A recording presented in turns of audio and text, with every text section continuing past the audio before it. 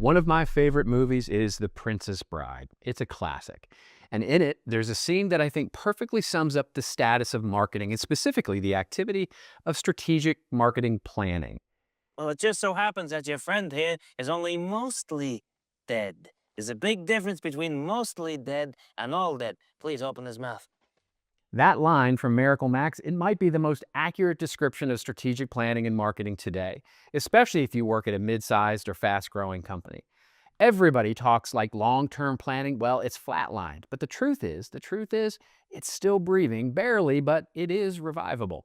And what does it need? Well, not to belabor the metaphor too much, you know I'm of course going to, but the same thing that Wesley needed in The Princess Bride, a little true love.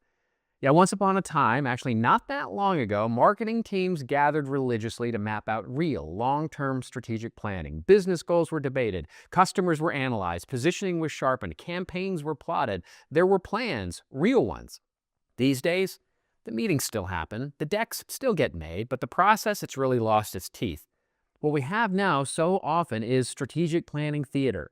You know the show. A few vague North Star statements from leadership, a former pro athlete giving a motivational keynote, and offsite with an awesome restaurant and craft beer, and no follow through.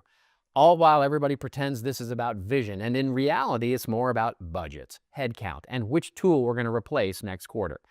Meanwhile, everybody's obsessed with channels, MarTech stacks, and automation, all at the expense of actual strategic planning. As one of my heroes and famed business strategist Roger Martin put it, strategy is becoming a lost art. And here's an irony worth naming. Well, hat tip, by the way, to the MBAs in the balcony who follow this. All this theater still rests on the assumption that people, our internal capabilities, are our greatest competitive advantage. That's the whole premise, by the way, of resource-based views, RBVs. That's a business framework that's prevailed for the last 30 years. The idea that our people and their capabilities, their processes, they're the reason that we win. But now, on the main stage of Strategic Playhouse Theater, well, those same leaders now are auditioning generative AI and automation to replace the very capabilities they called strategic, including strategic planning itself. It's as if we built the stage around human judgment and then handed the lead role to an algorithm to chew the scenery. But I digress, and it's a topic probably for a different set of beverages than you have in front of you right now. Anyway, let's be clear. What we've lost isn't just the plan, that document, that deck. What we've lost is the operating value of planning. Strategic planning isn't a ceremonial kickoff. It's how actions align to goals, how trade-offs are made, how coherence gets built across an increasingly complex system.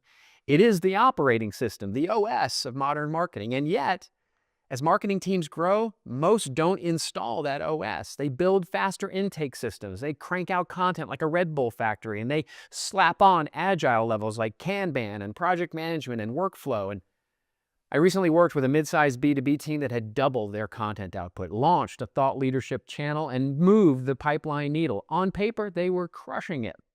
Internally, not so much. Content quality was clearly dropping, trust was eroding, silos were so bad that sales had to Google the website to find content. Their sort of philosophy was if it showed up on the homepage, it was approved and they could use it for their sales call. Leadership questioned marketing's value. They had the intake forms, they had SLAs, service level agreements for creative. Hold on, service level agreements for creative. Think about that for a second. It's a trend that still baffles me, but I'm digressing again. Anyway, they had a shiny content portal and looking at AI to go even faster. Basically, they were building much faster drive-through windows, but didn't even realize the kitchen was still a mess. And when I asked what their strategic planning workflow looked like, what their strategic plan, how they aligned their roadmap to demand, the answer was, we don't. Here's the thing. Strategic planning isn't paperwork, it's how we orchestrate. It's what actually enables one, intentional choices.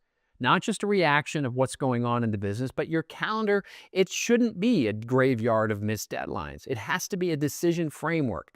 Strategy says yes to what matters and no, by the way, to what doesn't. Two, clear capabilities and accountabilities.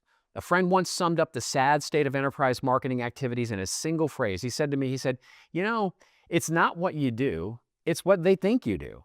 That's modern marketing. It's not your output, it's whatever the perception of leadership of your output is.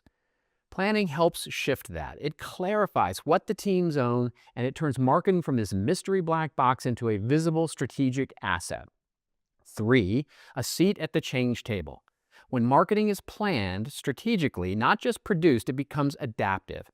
One of my favorite questions to ask a CEO is, when was the last time a non-marketing business decision, like a new product, a market expansion, an acquisition, when was the last time that was based on an insight you got from marketing? And if the answer is, I don't know, I already know that you're not planning strategically.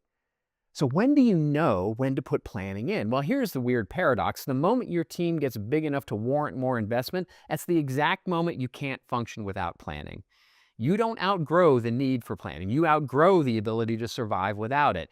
Big does not mean bureaucratic. It means accountable, resourceful, built for impact. Structure isn't red tape. It's the thing that gives you the governance and the clarity and the time to make something that matters. So when should a once small team start planning strategically? Way before it feels like you need it, quite frankly, but most are going to wait until it's too late. They're afraid that it'll kill agility or it'll kill creativity, but big does not kill those things. Lack of strategy does. Big means meeting about how the work happens, not just what the work is. Big means letting go of pet projects, of structures that no longer scale, of fire drills that pass for urgency. Teams that ignore their bigness don't stay small, they just start breaking up. That's why marketing gets reorged so often in larger organizations, by the way. Not because it failed, but because it never realized it had already outgrown its way of working. That's when you need your Miracle Max moment. You need a strategy, not a magic bean, not a new dashboard, not the latest AI plugin, a real plan. Yes. Sir, Huh? we're in a terrible rush. Don't rush me, Sonny. You rush a miracle, man, you get rotten miracles. And a real plan for real people. Those strategic differentiators we were told were so important. A plan that says, here's what matters. Here's what we're not doing. That's your chocolate-coated revival pill. Just so you know. Make sure you remember. Occupancy. And you shouldn't go in swimming after for at least An hour. Yeah. A good hour. Yeah. Thank you for everything. Okay. Bye, boy. Have fun storming the castle. Think it'll work? It would take a miracle. You want a little more? Visit here where I've got a little bit of a longer version of this post and you can share it with your colleagues. And until I see you next week, remember, it's your story. Take the time to plan it and then tell it well.